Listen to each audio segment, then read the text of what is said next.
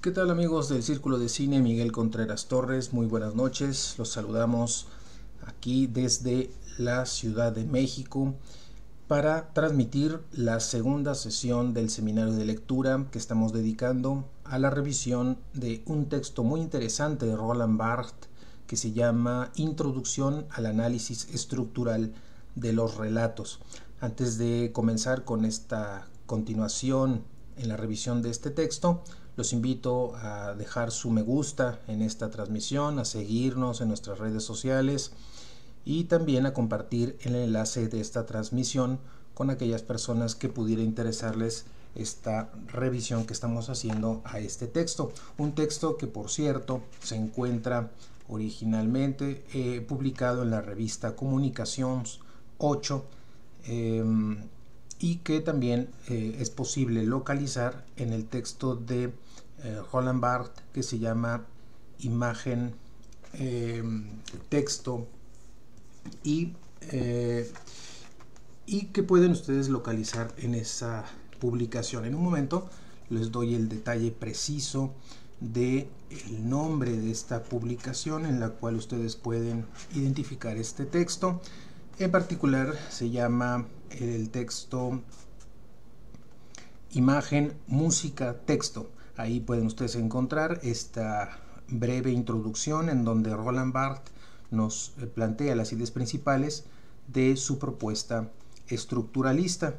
De manera que pues estamos trabajando en esta edición de Ediciones Coyoacán, publicada en el año de 1996, una publicación mexicana en la que el primer documento que recoge este libro recopilatorio encontramos ya este texto de Roland Barthes en la página 7. Saludamos con mucho gusto a Ramiro Sotopeña, quien ya nos acompaña en estas sesiones del seminario de lectura, segunda sesión ya. Ayer apenas hemos comenzado la revisión de este texto, de esta introducción al análisis estructural de los relatos, y habíamos revisado cómo en este apartado que funge como introducción o presentación a todo el documento, Roland Barthes nos habla de pues la enorme cantidad de textos, de relatos que existen, cómo es que no solamente en relación a la multiplicidad de relatos, sino también a cómo es que estos relatos están soportados en diferentes lenguajes.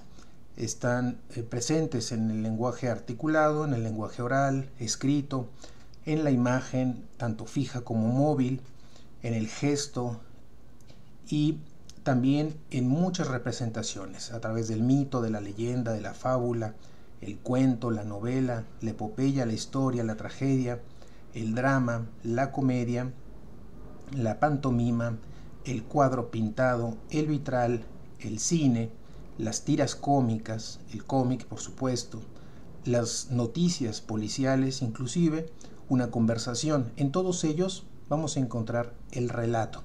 Y también nos hablaba de cómo este relato en realidad alcanza un nivel sumamente internacional, transhistórico, transcultural, y habla también de cómo es que pues se ha tratado durante mucho tiempo la cuestión del relato, poderlo estudiar, y es que entonces plantea cómo la lingüística intenta o ha intentado durante mucho tiempo un estudio de las muchas lenguas que existen y que sin embargo no lo ha logrado poder estudiar en su totalidad. Entonces propone que se pueda llevar a cabo un procedimiento deductivo. Entonces ya no será esta propuesta inicial, sino que ahora propondrá partir de una teoría y a partir de esa teoría ir descendiendo poco a poco hacia las especies. Y propone a la lingüística como esta teoría que puede brindarle a esta nueva disciplina del análisis estructural del relato, brindarle sus primeros términos, sus primeros principios, esta lingüística. Ya en el primer apartado que vamos a revisar el día de hoy, que titula Roland Barthes La lengua del relato, esta va a estar constituida de dos subapartados. El primero, donde nos va a hablar de más allá de la frase. Ya veremos por qué la crítica que le hace Roland Barthes a la lingüística. Y en segundo momento, los niveles de sentido de esa propia lingüística. Así es que hoy revisaremos ese primer apartado del texto que lleva como título general La lengua del relato. Bien, entonces, en el apartado que tiene que ver con o que titula Más allá de la frase, nos dice Roland Barthes en la página 9 que la lingüística se detiene en la frase, que la frase, al ser un orden y no una serie, no puede reducirse a la suma de las palabras que la componen y constituye por ello mismo una unidad original, un enunciado. Desde el punto de vista de la lingüística, el discurso no tiene nada que no encontremos en la frase, y recupera una cita de Marinet, quien dice lo siguiente: la frase, dice Marinet, es el menor segmento que sea perfecta e integralmente representativo del discurso. Hasta aquí la cita de Marinet que recupera Roland Barthes en este apartado. Nos dice que en la lingüística no podría darse un objeto superior a la frase, porque más allá de la frase nunca hay más que otras frases. Sin embargo, va a ser evidente que el discurso mismo está organizado y que esta organización aparece como el mensaje de otra lengua. El discurso debe ser entonces naturalmente objeto de una especie de segunda lingüística. Ya mucho tiempo atrás, la lingüística del discurso ha tenido en la retórica la posibilidad de abordar esto, pero al pasar la retórica al campo de la literatura, y una vez que ésta se separa de este estudio del lenguaje, va a ser necesario replantear nuevamente el problema. Para Roland Barthes, si hay que proponer una hipótesis de trabajo, lo más razonable es postular una relación de homología entre las frases del discurso, una misma organización formal que regula todos los sistemas semióticos, cualquiera o cualesquiera sean sus sustancias y dimensiones. Esta hipótesis que plantea Roland Barthes armoniza bien con ciertas proposiciones de la antropología actual, actual para la publicación de este texto. Está hablando particularmente del caso de Roman Jakobson y Claude Lévi-Strauss, que han hecho notar que la humanidad podía definirse por el poder de crear sistemas secundarios desmultiplicadores. Y el lingüista soviético también, Ivanov, supone que los lenguajes artificiales no han podido ser adquiridos sino después de un lenguaje natural. Es legítimo entonces postular entre la frase y el discurso una relación secundaria que Roland Barthes va a llamar homológica. La lengua general del relato, que se somete por consiguiente a la hipótesis homológica, es decir, estructuralmente el relato va a participar de la frase sin poder nunca reducirse a una suma de frases. Aunque dispongan en el relato de significantes originales, que por cierto a menudo son muy complejos, descubrimos en él, agrandadas y transformadas a su medida, a las principales categorías del verbo, sus tiempos, sus aspectos, los modos, las personas. Además, los sujetos mismos, opuestos a los predicados verbales, no dejan de someterse al modelo de las oraciones. Tal es el caso de la tipología que presenta Greimas en su modelo actancial. La homología que sugiere aquí Roland Barthes no tiene solo un valor heurístico, sino que implica una identidad entre el lenguaje y la literatura. El segundo apartado de este texto, en la página 10, tiene que ver con los niveles de sentido. Ya veíamos entonces que la lingüística, si bien puede servir su teoría para poder acercarnos al estudio del relato, bien también es obvio, o podemos interpretarlo así en el texto de Barthes, que por sí misma esta limitante de la lingüística que se detiene en la frase habría que también repensarla. Y entonces, en el segundo apartado, que llama los niveles de sentido, en la página 10, Roland Barthes nos va a decir que desde el comienzo la lingüística proporciona al análisis estructural del relato un concepto muy importante, un concepto decisivo, y es que al dar cuenta de lo que es esencial en todo sistema de sentido, que es su organización, esta permite a nosotros enunciar cómo un relato no es una simple suma de proposiciones y clasificar la masa enorme de elementos que entran en la composición de un relato. Y digamos, concepto decisivo es el del nivel de descripción. Va a incorporar el concepto del nivel de descripción para poder identificar las características. Nos dice Roland Barthes, una frase puede ser descrita lingüísticamente a diversos niveles. Por ejemplo, a nivel fonético, a nivel fonológico, gramatical, contextual, etc. Estos niveles van a estar en una relación jerárquica. Toda unidad que pertenece a un cierto nivel solo adquiere sentido si puede integrarse en un nivel superior. La teoría de los niveles, tal como la entiende o la enunció Benveniste, proporciona dos tipos de relaciones. Aquí quedémonos también con estos términos. El de distribucionales, esto hace referencia a si las relaciones están situadas en el mismo nivel, y las integrativas, que son aquellas que se van a captar de un nivel a otro. Nos dice Roland Barthes en la página 11 que las relaciones distribucionales no bastan para dar cuenta del sentido. Para realizar el análisis estructural hay que distinguir primero varias instancias de descripción y colocar estas instancias en una perspectiva jerárquica, es decir, integradora.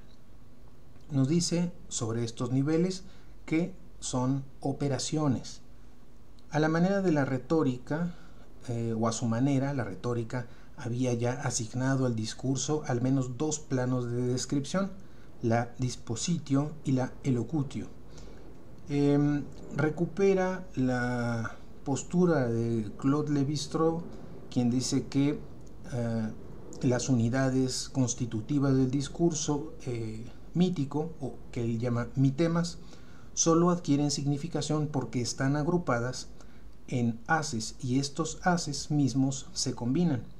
Por su parte, Todorov, quien retoma esta distinción de los formalistas rusos, propone trabajar sobre dos grandes niveles, ellos mismos subdivididos. El primero de ellos, la historia o argumento, que comprende a su vez una lógica de las acciones y una sintaxis de los personajes. Y en segundo lugar, el discurso, que comprende los tiempos, los aspectos y los modos del relato. Aquí va a ser importante destacar esta oración, este momento en el texto de Roland Barthes, donde nos dice que comprender un relato no es solo seguir el desentrañarse de la historia, es también reconocer estadios, proyectar estos encadenamientos horizontales del hilo narrativo sobre un eje implícitamente vertical. En este caso, leer o escuchar un relato no es solo pasar de una palabra a otra, es también pasar de un nivel a otro.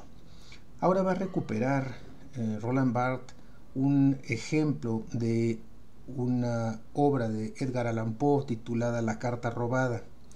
Nos habla de cómo, si se analiza el fracaso del prefecto de policía en esta obra, incapaz de recuperar la carta, sus investigaciones no eran perfectas, dice, en la esfera de especialidad.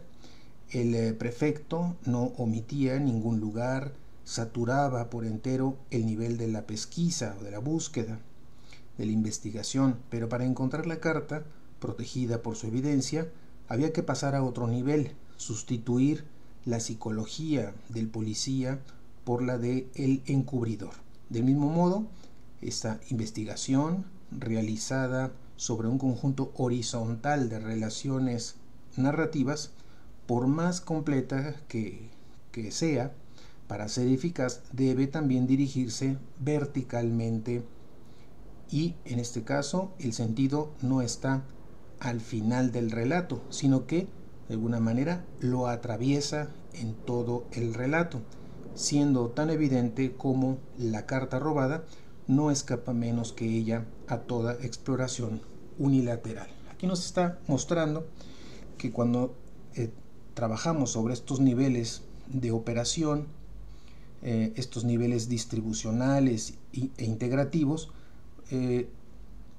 esos niveles de sentido no solamente hay que abordarlos desde un punto de vista, sino que también no solamente al interior del nivel, es decir, distribucionalmente, sino también en la relación que establecen entre los distintos niveles, es decir, de manera integrativa. Nos dice ahora Roland Barthes que muchos intentos serán necesarios antes de poder sentar con seguridad niveles del relato, y que lo que aquí va a proponer en este trabajo constituye un perfil provisorio solamente. Ya en la página 12, ya para finalizar este texto que vamos a, o este fragmento que estamos revisando el día de hoy en el seminario, nos dice que esta propuesta que él llama provisoria le va a permitir situar y agrupar los problemas, va a proponernos también distinguir en la obra narrativa 3 niveles de descripción. Aquí es donde ya viene la propuesta de niveles de descripción que propone Roland Barthes. Él dice que propone 3 niveles.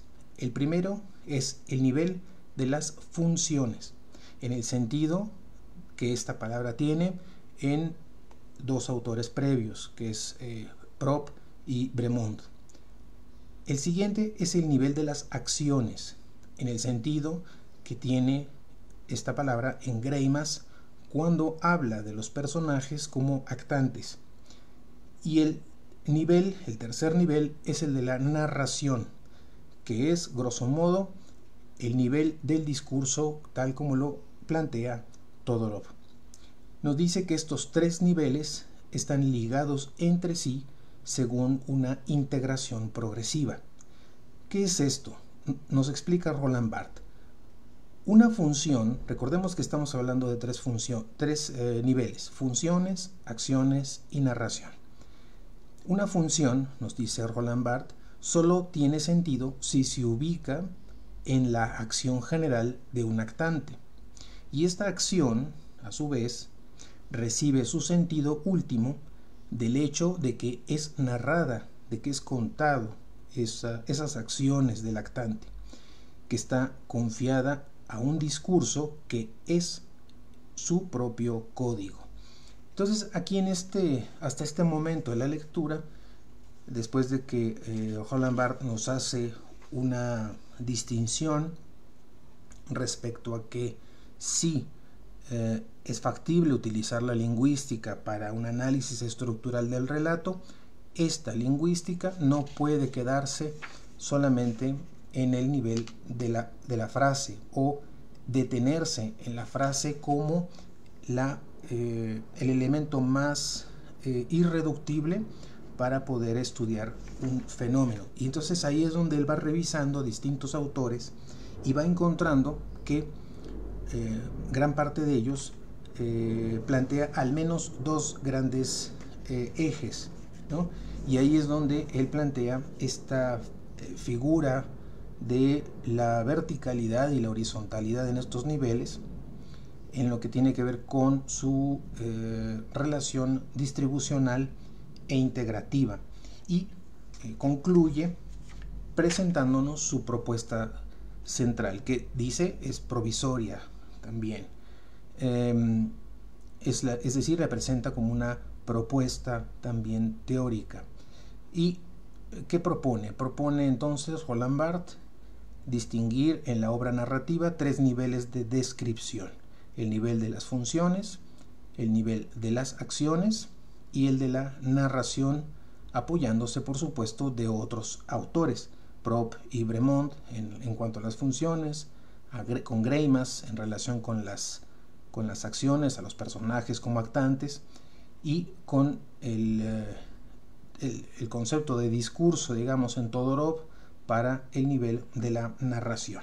Ahora, a partir de este momento, Roland Barthes va en los siguientes apartados ir abordando cada uno de estos tres niveles de descripción de la obra narrativa. Así que en la próxima sesión estaremos hablando la primera parte, los primeros apartados de las funciones, después continuaremos con las acciones y finalmente con la narración. Así que poco a poco vamos avanzando a revisar cuál es esta propuesta de Roland Barthes en relación a cómo poder describir niveles de descripción de la obra narrativa, y eso lo veremos la próxima sesión, en el que estaremos revisando lo que tiene que ver con las funciones.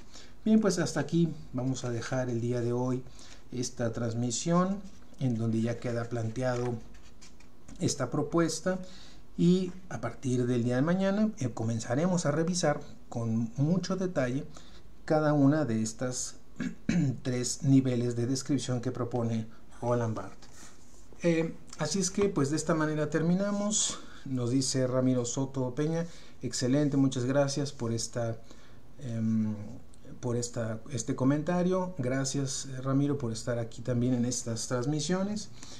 Y sin más, les deseo que tengan una excelente noche y que podamos reencontrarnos el día de mañana a las 9 de la noche para la tercera sesión, en la que ya estaremos entrando a la primera de estas tres divisiones que nos presenta Roland Barthes, que es la cuestión de las funciones, Así es que muchas gracias por su atención, y nos escucharemos el día de mañana. Que tengan una excelente noche y nos encontramos el día de mañana. Gracias.